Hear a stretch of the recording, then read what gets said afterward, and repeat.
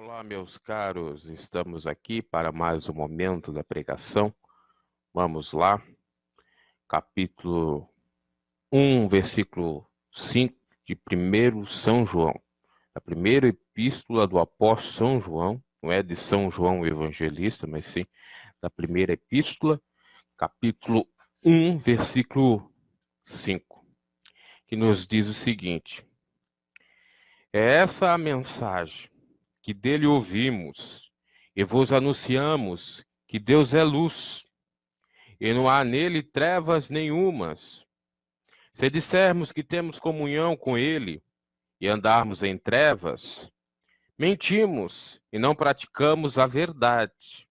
Mas se andarmos na luz, como ele na luz está, temos comunhão uns com os outros, e o sangue de Jesus Cristo, seu Filho, nos purifica de todo pecado.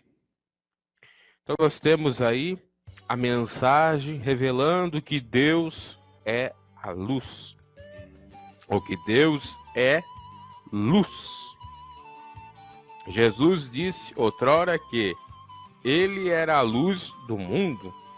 Claro, o seu lado espiritual, a sua natureza espiritual era, obviamente, luz, porque ele adivinha do próprio Deus, ou ele adveio do próprio Deus, sendo membro da Trindade, estando lá quando Adão e Eva foram criados. Quando Moisés revela em Gênesis dizendo que façamos o homem à nossa semelhança, denota que havia 3 pessoas distintas, no entanto, em uniformidade, com o mesmo pensamento, Pai, Filho e Espírito Santo, e lá estava Jesus, o Filho. Então, por isso que Jesus disse que ele era a luz. Inclusive, quando no primeiro capítulo de Gênesis fala que o mundo era entenebrecido, o mundo não tinha forma, era vazio, não tinha nada, inclusive luz. E quando Deus profere com as suas próprias palavras e acontece, haja luz, ali é a criação de tudo. Ali estava, inclusive, o próprio Jesus, como a figura de luz. Ali estava a essência do Pai, do Filho e do Espírito Santo, que são essencialmente luz. Então Deus é a luz. Deus é o que ilumina, que resplandece, que deixa tudo clarinho, clarinho. Ele é luz. O simbolismo da luz representa o que, meus caros? A revelação do segredo. Representa exatamente o clarão, o esclarecimento das coisas. Representa também o dia. Representa o momento em que podemos fazer as coisas, porque estamos vendo. Representa a visão também. A vista. É impossível o ser humano, atualmente, viver sem luz, sem energia elétrica. Outrora, nossos avós, eles chegaram a pegar o mundo que aí está, pelo menos no Brasil, que não tinha uma infraestrutura do porte que temos hoje, da luz elétrica. Para não dizer que em determinados locais, rincões mais distantes, não tinha absolutamente nada. Não tinha luz. Tinha as noites, a luz que se tinha era tão somente da lua, quando ela estava sendo cheia, ou era cheia, né? E quando a lua é cheia ainda tem algum clarão, alguma iluminação, mesmo que fraca. Então, o que representa a luz nos dias atuais? Representa muito mais do que outrora. E também não se vivia sem luz na época de Jesus, porque quando chegava a noite eles andavam de lampião, eles andavam de lamparina, né? Até Jesus fala ali na parábola das 10 virgens, citando a lamparina, né? Que não tiver o azeite nas suas lamparinas, não ia subir, na representação de como era a, entre aspas, luz ou energia de outrora, para produzir exatamente a iluminação. Então nós sabemos que Deus, conforme diz a palavra do Senhor, João, o apóstolo que Deus mais amava, é luz. E a luz dele é tão resplandecente, não precisa de lua, que não precisa de sol para clarear absolutamente nada. É o que nos revela Apocalipse. Que lá não vai precisar de sol, de luz solar, de luz lunar, porque o próprio Deus ilumina tudo na Nova Jerusalém. Então veja o tamanho da luz de Deus, do resplendor.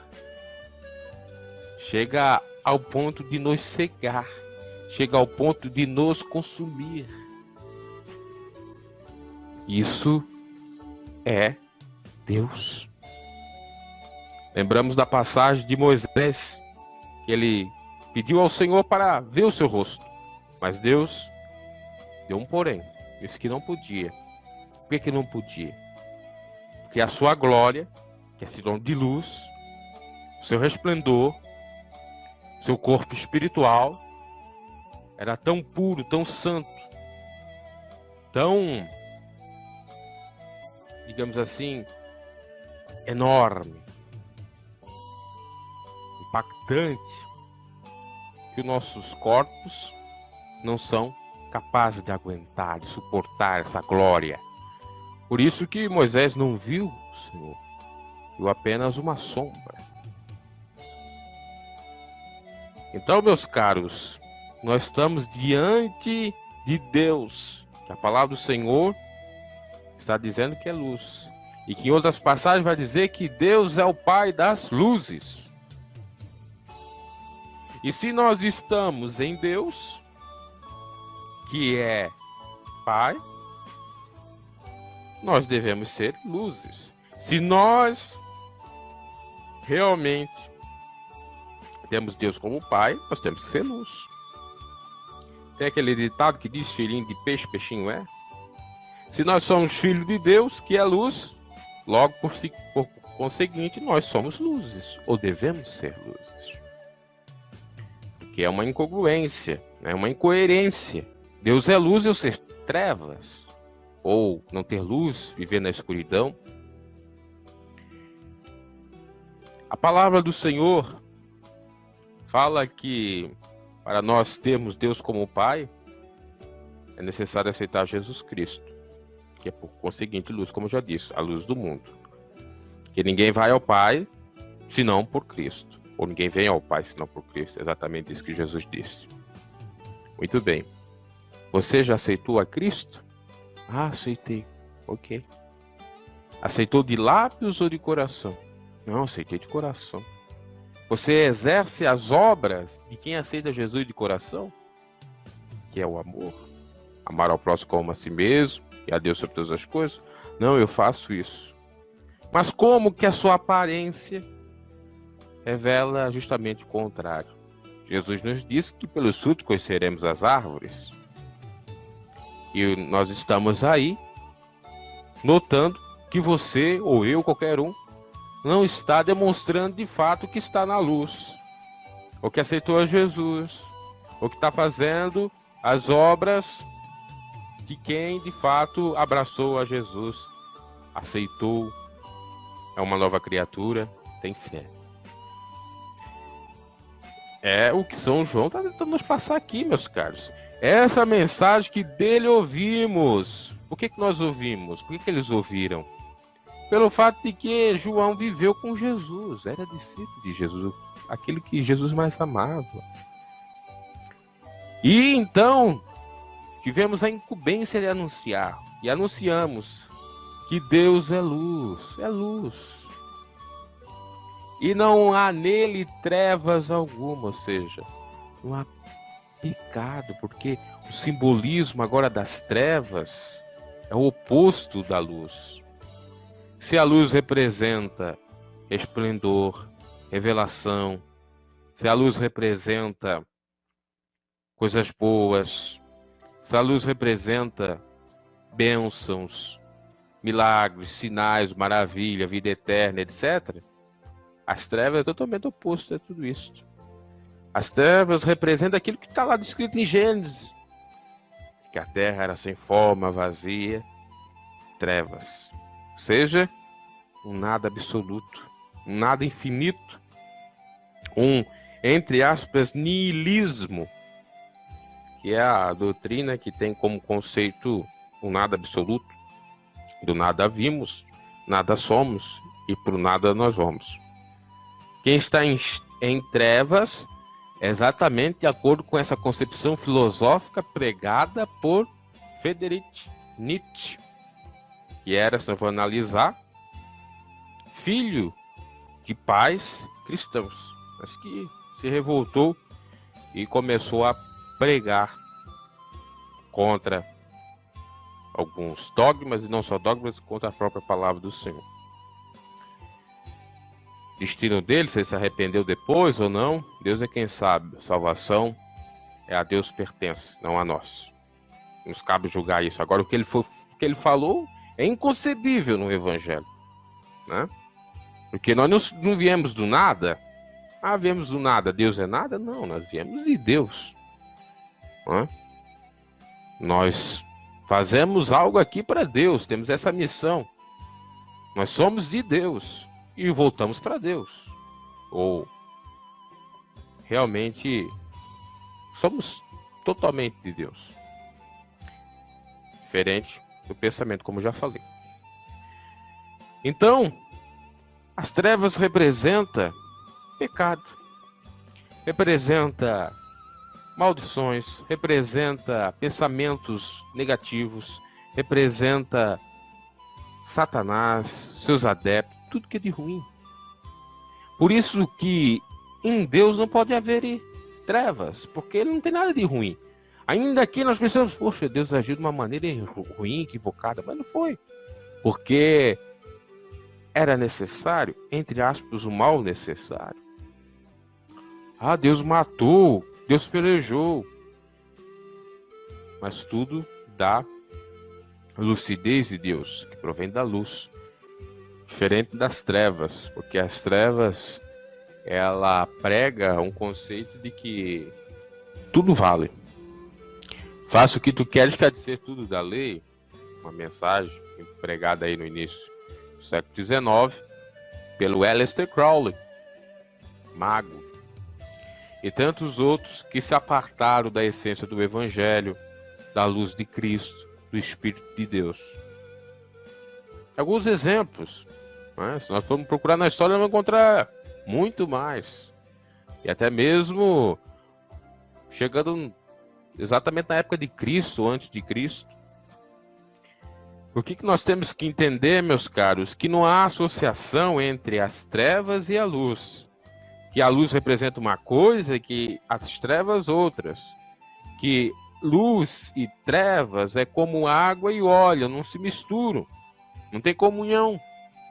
Então você não pode dizer que é cristão fazendo o que as trevas fazem.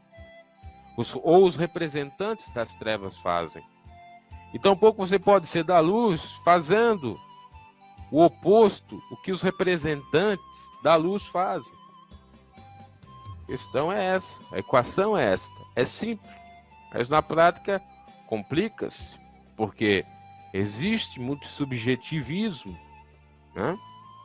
Muitas ideias subjetivas que dão a entender que é da luz ou das trevas, mas se você for analisar, a palavra literalmente não é.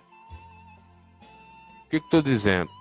É que existem pessoas que têm ideias, pensamentos, que até parecem ter embasamento bíblico e que, ao ser disseminadas essas ideias, dá a entender que as pessoas que cumprem essas ideias estão de acordo com a palavra do Senhor, mas não necessariamente. Por exemplo, tem denominações, seitas, eu até diria, que diz que você tem que, por exemplo, guardar o sábado. E se você não guardar o sábado, você possivelmente não tem salvação. Outras dizem que se você não dá o dízimo, você está sendo condenado para o fogo do inferno. Isso é uma inverdade. Isso é uma aberração. É um exemplo simplório. Existe muito mais heresias nesse sentido, pregadas por seitas, por minorias, já que a palavra seita quer dizer minoria. Nós temos que estar exatamente pautados na essência do evangelho que aqui está. A revelação maior é a palavra do Senhor, e não ideologias de pessoas, e não ideologias de sistemas, de políticas, de homens cruéis que acham que é assim, que é assado. Aliás, o evangelho não se compactua com achismos, porque ele é. O evangelho é. E nós estamos vendo, Deus é. Não tem, eu acho que Deus é. Não. É categoricamente afirmado. Uma afirmativa categórica. Deus é luz. E não há nele nenhuma treva. Se Deus é luz, nós temos que ser luz. E também não ter nenhuma trevas. Mas como? Nós somos imperfeitos, nós temos fraquezas, debilidades. O próprio Cristo chegou a dizer, salientar que o espírito está preparado, mas a carne é fraca. Ok. Mas nos arrependemos. Somos pecadores arrependidos. Procuramos estar na luz. Uma coisa é você não querer estar na luz. Uma outra é você querer e lutar com todas as suas forças, vísceras, com unhas e dentes, para alcançar as bênçãos do Senhor e a vida eterna. Então, há diferenças aí. Se dissermos que temos comunhão com Ele, com Deus, olha a mensagem. Se nós, irmãos ditos cristãos, dissermos que tem comunhão com Deus, com o Pai das luzes, com Deus que é luz, e andarmos em trevas, no pecado, andarmos maldizendo, não amando o próximo como a nós mesmos, porque isso denota trevas, porque são quebra de princípios do Pai das luzes, são quebra de princípios do Deus que é a luz, de mandamentos, ok? Se dissermos que temos luz com Ele e andarmos em trevas, mentimos e não praticamos a verdade. Claro. O que me adianta eu dizer que eu sou cristão, mas as minhas práticas demonstram justamente o contrário? O que adianta eu dizer que eu sou cristão, mas eu estou na roda dos escarnecedores, dos ímpios? O que adianta eu dizer que eu sou cristão, mas por trás do pano eu estou enganando meu próximo, estou falando o mal? O que adianta eu dizer que eu sou cristão, mas eu coloco a mão naquilo que não me pertence? O que adianta eu dizer que sou cristão se eu realmente procuro usar o nome do Senhor para me beneficiar, para me enriquecer, para me ter um patrimônio gigante? Adianta? Não estou sendo hipócrita, mentiroso, fariseu? Não estou eu sendo um sepulcro caiado, bonito por fora, putrefato por dentro, podridão por dentro? Porque um túmulo é muito bonito. Você vai no cemitério, coisa maravilhosa, né?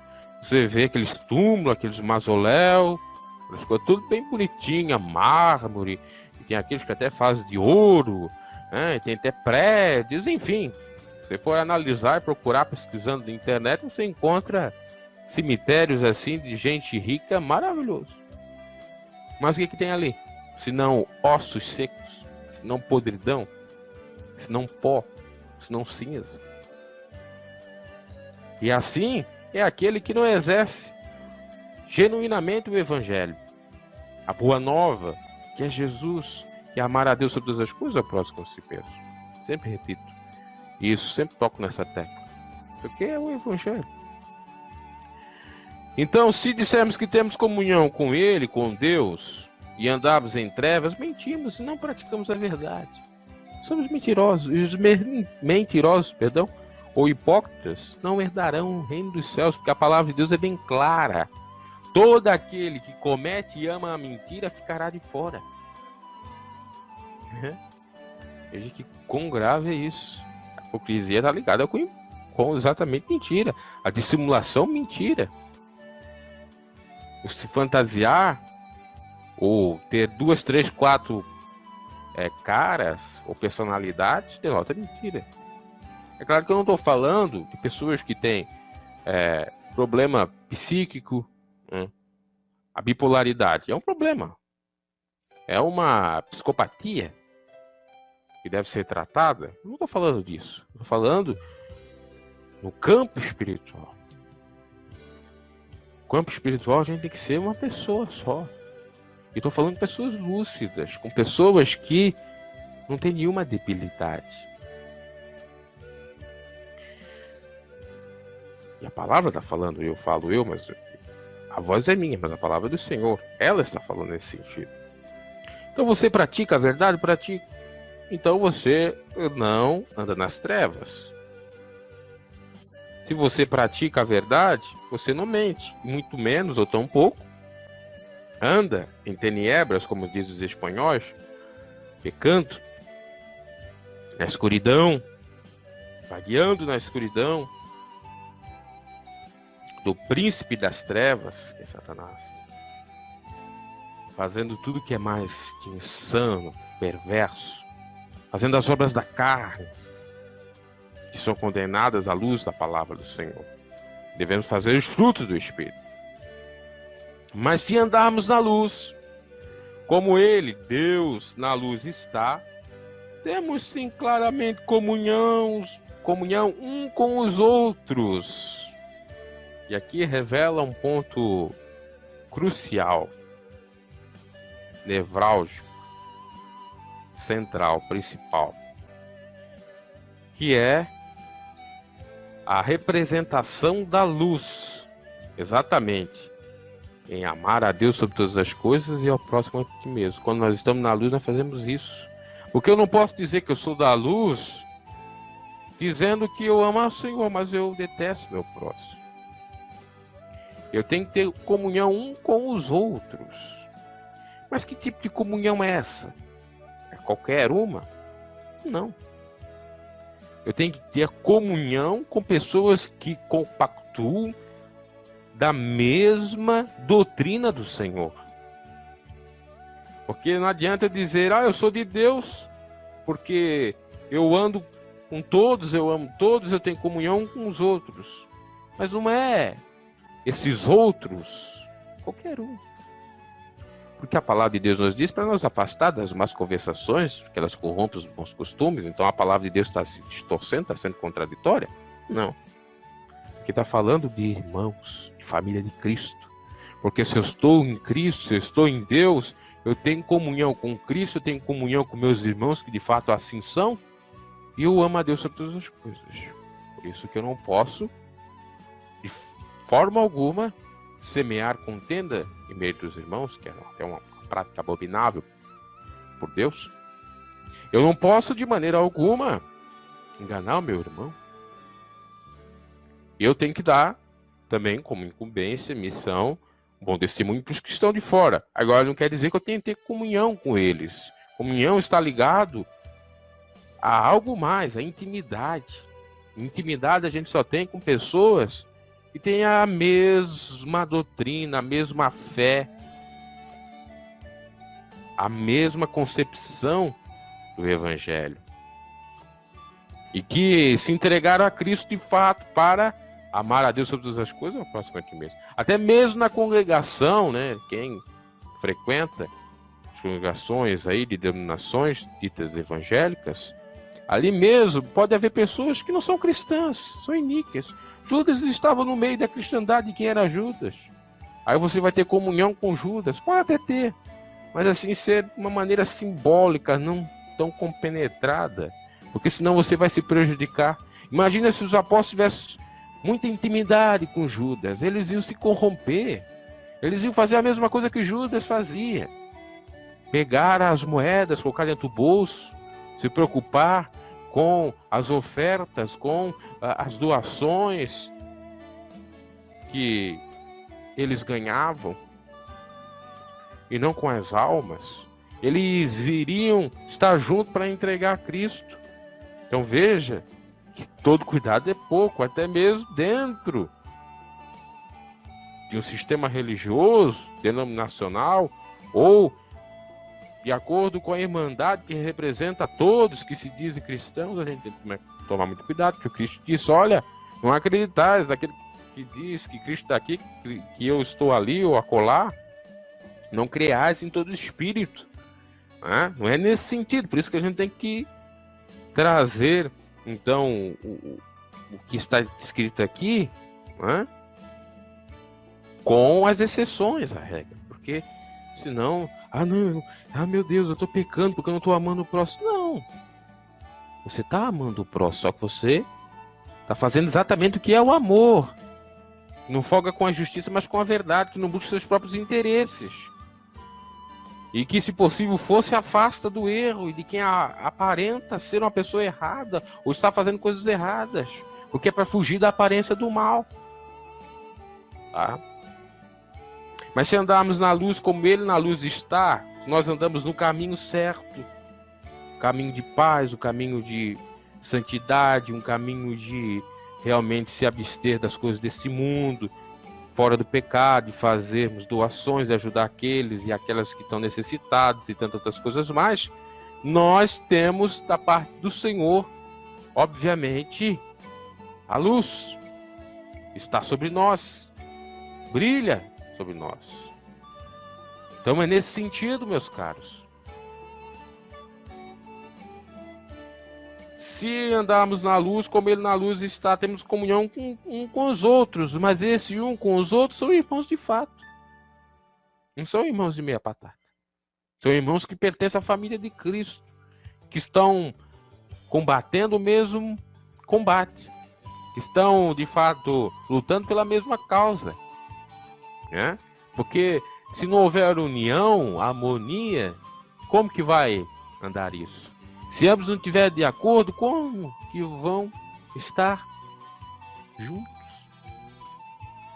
Em Eclesiastes, a palavra de Deus nos revela que um cordão, ou um laço, com 2, 3 dobras, ou seja, 3 nós, é muito mais forte que um só. Querendo dizer que a união, de fato, como diz a máxima, faz a força. Mas a união nas coisas bobas, com objetivos, de fato, que são, aqui no caso, do Evangelho. E qual é o objetivo feito do Senhor, a não ser ganhar almas? A não ser que vidas sejam abençoadas, a não ser que vidas alcancem a vida eterna. Será que isso não fica claro para você? É óbvio que sim. Se você tem a consciência, a mentalidade de um verdadeiro cristão, se a mente de Cristo está em você, você tem que fazer exatamente isso. Se preocupar é com as coisas espirituais. Aliás, Jesus nos diz claramente para nós não ajuntar tesouros na terra, mas sim nos céus. E tesouros nos céus é exatamente isso. É você fazer bem para si mesmo, é você fazer bem para o próximo. Né?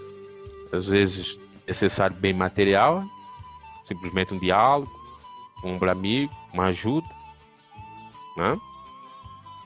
Então é nesse sentido. É claro que a gente tem que ter consciência que existem pessoas nesse meio que são aproveitadoras, que acham que você é cristão, que você é bobão, que você é tolinho. Então você também tem que ter consciência disso, equilíbrio. Eu repito nas minhas homilias que o Evangelho, ele é desapego e equilíbrio, porque desapego sem equilíbrio perde todo o sentido do Evangelho, bem como equilíbrio sem desapego, e vice-versa, né?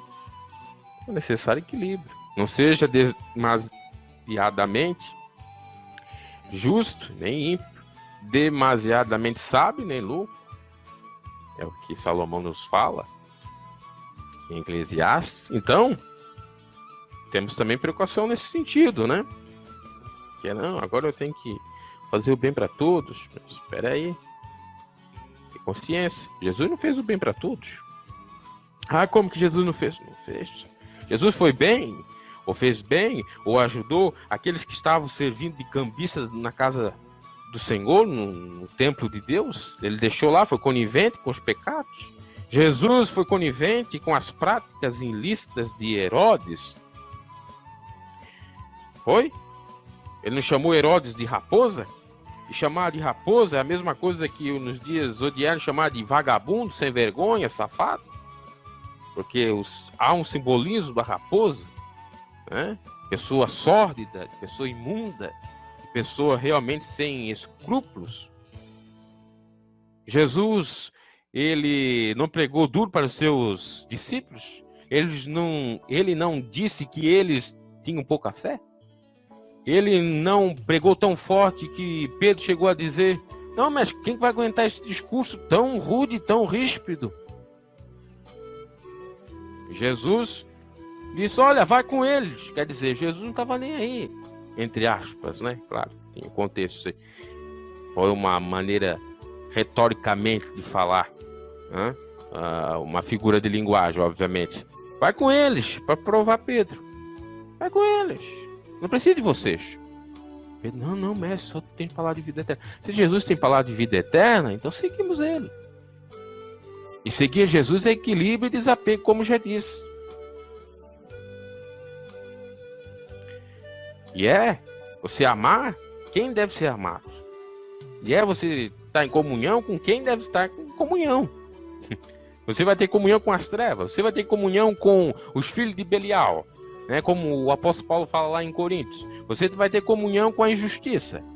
Você vai ter comunhão com as coisas erradas. Para pensar. Claro que não.